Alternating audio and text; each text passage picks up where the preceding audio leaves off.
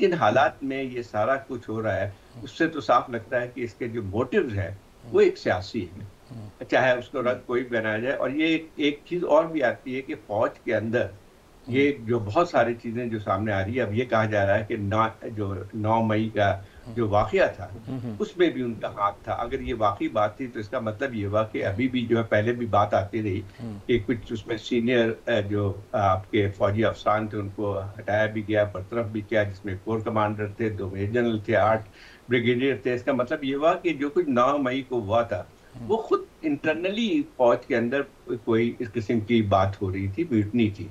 अब ये है कि अगर ये इनका नाम आ रहा है कि 9 मई की, तो एक बहुत बड़ा इल्ज़ाम है। अब यही है कि अगर फ़र्ज़ कीजिए ये होता है, तो अब एक सबसे बड़ी बात आती है कि जो है, लोगों के ज़हन में जो शकूक शुबहात है, एक तो उसको दूर करना चाहिए।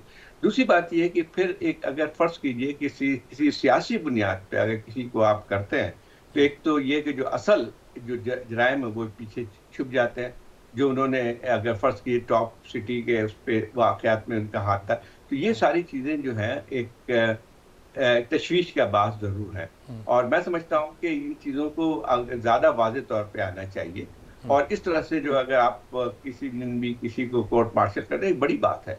अब आप कोर्ट मार्शल करते हैं, तो उसके मुतालिक पता भी होना चाहिए कि जो है, जो सो कॉल्ड जो उनकी पोस्ट रिटायरमेंट एक्टिविटीज़ थी क्या वो?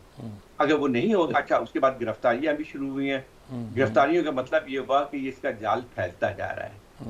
और मेरा ख़्याल ये है कि पाकिस्तान में इस वक़्त जो सूरत-हाल है, सियासी सूरत-हाल है, एक लिहाज़ से कशीदगी का जो माहौल है, एक स्टैंड ऑफ है बिटवीन जो अपोज़िशन में और एक लिहाज़ से जो है हुकूमत में, बल्कि ज़्यादा कहा जाए तो फ़ौज और अपोज़िशन के दरमियान जो स्टैंड ऑफ है, उसका भी जो एक शाखसाना मुझे लगता है इन तमाम चीज़ों पे।